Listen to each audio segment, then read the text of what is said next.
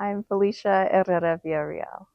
I'm here visiting after almost 20 years. I wanted to see the beautiful campus that's grown for, so long after I left here in 2006, I believe, after getting my associate's degree and to pursue my bachelor's degree at UNM-Taos. Oh, a lot has changed. The campus has grown, so I imagine the student population has grown. And this was such an important place for me. So I can just only imagine how important this place is for so many others. And it's beautiful to see because I know how much this community needs this space and the people here to support them in all of their educational goals.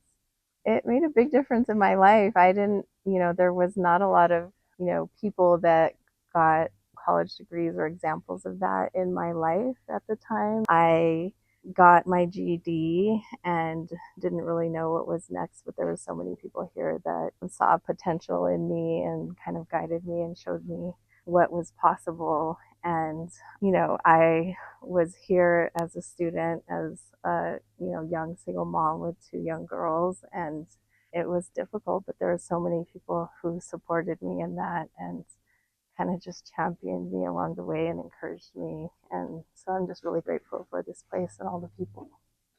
Yeah, so I got a certificate and associate's degree here at UNM-Taos. I also started as a work study student and then as full-time staff. And then I went on to UNM Albuquerque to get my bachelor's and was full-time staff there as well. I worked in the provost office and in the office for the vice president for diversity, equity, and inclusion. And I also got a master's degree at UNM in education while I was there. And then I went on to UCLA to get another master's in education and a PhD in higher education. And there I worked as a research analyst for the Higher Education Research Institute. And then I went on to become a professor at Oregon State University. And I'm now a professor at San Diego State University and the director of the Research and Equity Scholarship Institute.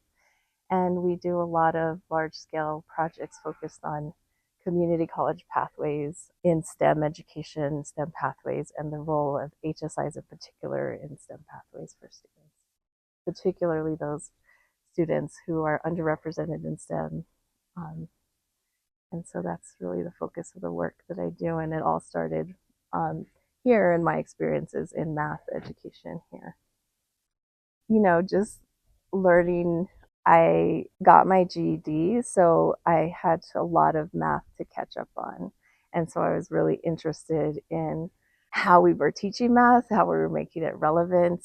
So a lot of the work that I looked at in education was how do we look at better math pedagogy for students? How do we make it more accessible to them, more relevant, and just how do we better prepare students and support them in learning higher levels of math? And so that was a big focus of my work at UNM. And then moving forward from there is, what does that then lead to with the possibilities for STEM professions and STEM fields and what we can contribute? Because for the work that I do, what I think is really important is that there's more of us that are at the table representing in STEM fields because our perspectives are important. The questions we may ask, the way we approach the work, we may ask entirely different questions altogether. The communities that those questions affect are not often represented in the types of things that are very industry driven and profit driven. And so I think there's a lot that we're missing in STEM fields when there's not all diverse perspectives at the table to move forward and problem solving in scientific areas. Yeah, I think, I was very focused on, how I was going to live and how I was going to survive, how I was going to make enough money to provide for my daughter. At the time I had one when I first started, I wanted something better for my child. And so I think I was looking for something better, and I think I was focused on a better job, probably. I had no, did not have college at all on my radar. I didn't even really understand it or know the difference between an associate's degree, a bachelor's degree, a master's degree. And so I didn't understand or didn't think it was something for me or people like me because I just thought it was unaffordable and I had to focus on work. Well, if I was going to school, I didn't think I could work.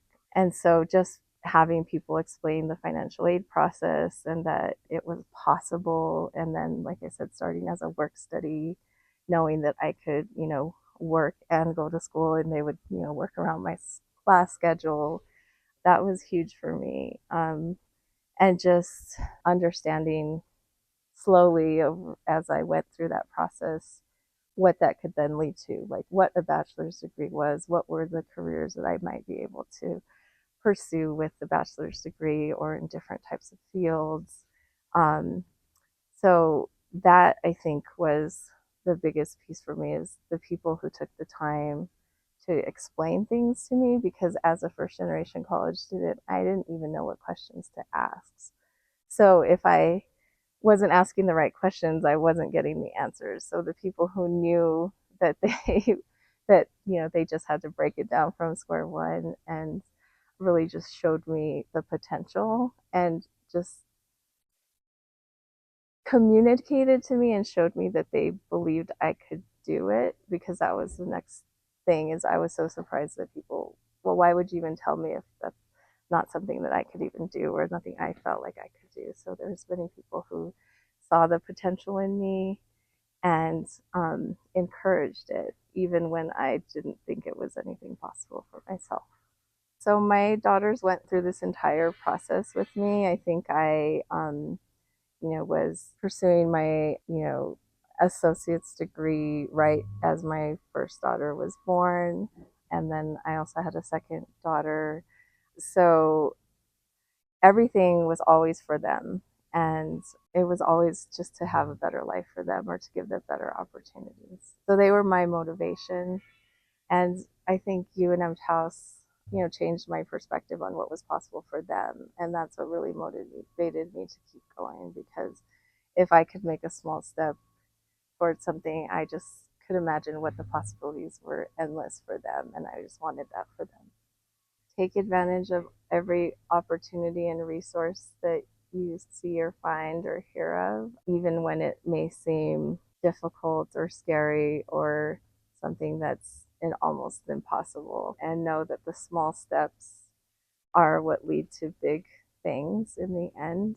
And really lean on people who are there to support you and continue to ask more and more questions because I think there's a lot of people that can provide opportunities, resources, and it's not always apparent or it's not always clear what those are, but things, there's a lot of possibilities and a lot of options to pursue, and there's good things on the other side of it. So.